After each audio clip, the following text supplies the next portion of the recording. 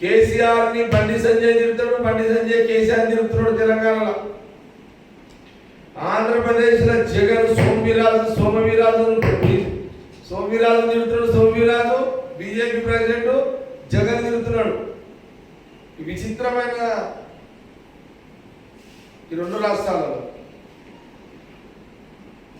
ఒక దిక్కేమో రైతులు రాకుండా ముఖ్యమంత్రి గారు భయం పెట్టి పోలీసులు అడ్డం పెట్టి ఆపడం ఒకటి, అక్కడ జగన్ పోలీసులతో రైతులను ఆపడం ఒకటి. కొన్ని మంది కాంగ్రెస్ ఉన్నమేమన్నా బయటకు వస్తామంటే రిమాండ్ చేస్తున్నారు. ఉన్నది కాంగ్రెస్ ఒకటే. భారతదేశంలో అయినా సరే, తెలంగాణలో అయినా, ఆంధ్రప్రదేశ్లో అయినా సరే కాంగ్రెసే ఒకటే. ధైర్యం చేసి రైతుల కోసం కొట్లాడేది ఈ రెండు రాష్ట్రాల్లో భారతదేశంలో ఉన్నది ఒక కాంగ్రెసే. అది సోనియా గాంధీ, రాహుల్ గాంధీ, ప్రియాంక గాంధీ నాయకత్వంలో ఒక కాంగ్రెసే.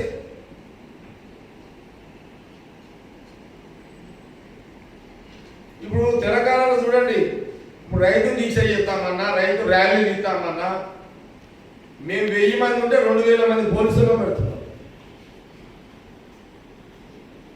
ఇది పరిస్థితి. మరి రైతులు చూడండి, ఉత్తరప్రదేశ్ ప్రభుత్వం బీజేపీ, యోగి ముఖ్యమంత్రి, ప్రధానమంత్రి మోడీ బీజేపీ. ఉత్తరప్రదేశ్లో రైతుల మీదకి ఒక డిప్యూటీ సీఎం కొడుకో, హోమ్ మినిస్టర్ కొడుకో మరి కాన్వాయి రైతుల మీదకి బండి తీసుకుపోయి గుర్తి నలుగురు తప్పేశారు.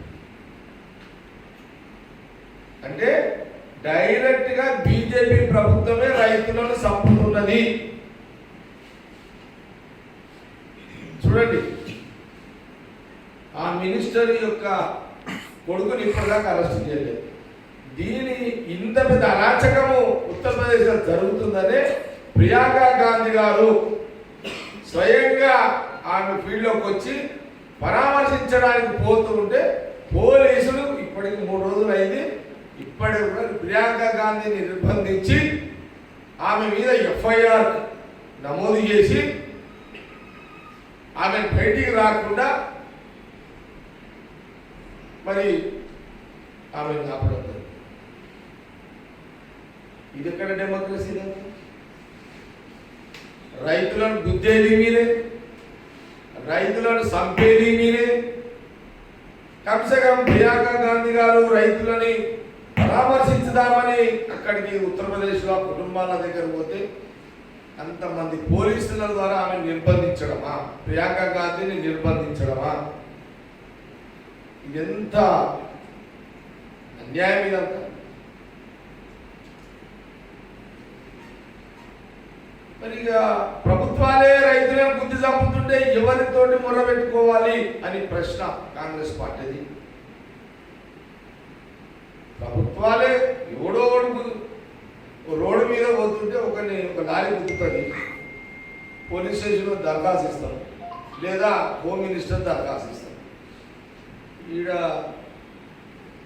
హోమ్ మినిస్టర్ కుద్దామంటే, పోలీసుడే కుద్దామంటే ఎవరికి ఆ దరఖాస్తు రైతుల కోసం కాంగ్రెస్ పార్టీ పోయి. కాబట్టి ఇలాంటి వ్యవస్థ ఈ రాష్ట్రాలు భారతదేశం. నేను మధ్యలో మీకు కొంత డైవర్ట్ అయినా. ఇప్పుడు ఈ 2 రాష్ట్రాలలో రైతులకు గిట్టుబాటు ధర లేదు, పంట నష్టపరిహారము లేదు, రైతు రుణమాఫీ లేదు.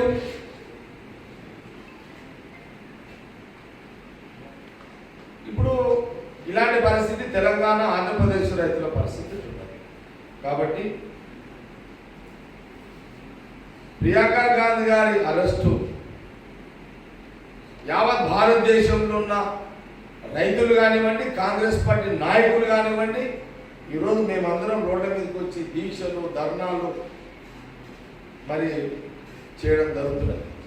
ఆమెను ఇమీడియట్లీ రిలీజ్ చేయాలి.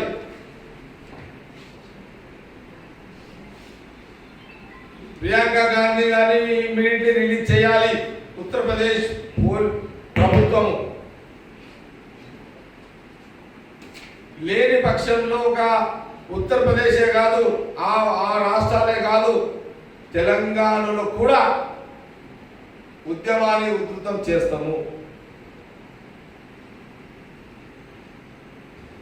రైతుల మీద నిజంగా ప్రేమ ఉంటే ఈ ప్రభుత్వానికి, మేము రైతుల కోసం చేస్తున్న పోరాటానికి మద్దతుగా ఇవ్వాలనుకుంటే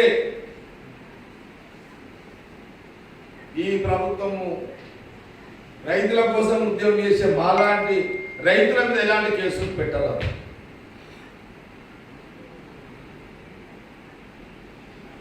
ప్రధానమంత్రి ఉత్తరప్రదేశ్ తెచ్చిపోయాడు, ఒక్క మాట మాట్లాడలేడు. ఈ మధ్యకాలంలో మీరు చూడండి, నేను అంటున్నా, ఈరోజు ఒక అపోజిషన్ పార్టీ నిజమైతే టిఆర్ఎస్ పార్టీ, జగన్ ఇక్కడ కేసీఆర్, ఈ కేంద్ర ప్రభుత్వ విధి విధానాలకు రైతుల పక్షపాతి, రైతుల కోసం మేము పనిచేస్తున్నామని మీరు నిజమైన ప్రతిపక్ష పార్టీలు అయితే ప్రియాంక గాంధీ గారిని విడుదల చేయాలని మీరు స్టేట్మెంట్ ఇవ్వండి.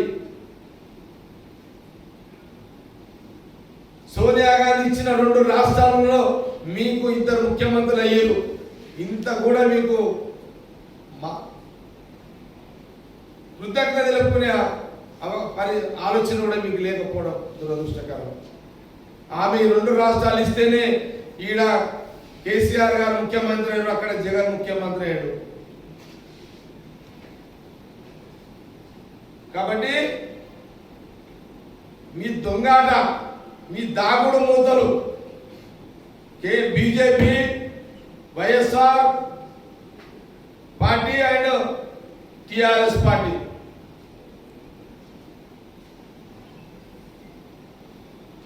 ఈ దాగుడు మూతలు బంద్ చేయండిగా, రైతులను కాపాడండి. ప్రియాంక గాంధీని తక్షణమే విడుదల చేయండి. లేని పక్షంలో సంగారెడ్డి నుంచి ఒక శాసనసభ్యునిగా, కాంగ్రెస్ పార్టీ శాసనసభ్యునిగా నేను అక్కడి నుంచి ఉద్యమాలను స్టార్ట్ చేయడం జరుగుతుంది. రాష్ట్రంలో పిసిసి కార్యవర్గం స్టార్ట్ చేయడం జరుగుతుంది. Thank you. ఇప్పుడు కేసీఆర్, బీజేపీ, జగన్, కేసీఆర్ 3 పార్టీలు ఒకటే, 3 అన్నదమ్ములే. వీళ్ళు 3 పాలనలే, ఏం అనుమానం లేదు. వీళ్ళు దాగుడు మూతలు, అంటే గల్లీలో లొల్లి, ఢిల్లీలో దోస్తానా, ఏం అనుమానం లేదు. తప్పకుండా దీని మీద మేము ఏ రకంగా ఎట్లా ఉద్యమం చేయాలో చాలా సీరియస్గా రైతుల పక్షాన సోనియా గాంధీ, రాహుల్ గాంధీ, ప్రియాంక గాంధీ గారి నాయకత్వంలో రైతుల కోసము ఎంత పోరాటమైనా చేస్తాం, ఎంత పెద్ద యుద్ధమైనా చేస్తాం.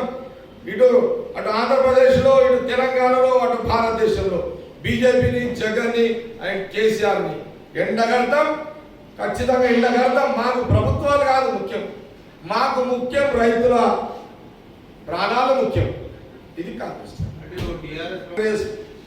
10 ఏళ్ళు ఉంటాడా, ఏడాది ఉంటాడా, కాలం నిర్ణయిస్తుంది.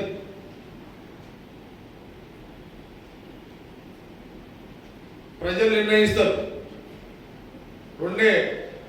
ఓటును నిర్ణయించేది ప్రజలు, ఓటు ద్వారా ప్రభుత్వాలు నిర్ణయించేది ప్రజలు. రాక్షసులను ఏం చేయాలో నిర్ణయించేది కాలం. తప్పకుండా రిజల్ట్ ఇటు ప్రజలు, అటు టైం డిసైడ్ చేస్తుంది. తప్పకుండా మా పోరాటం కొనసాగుతుంది.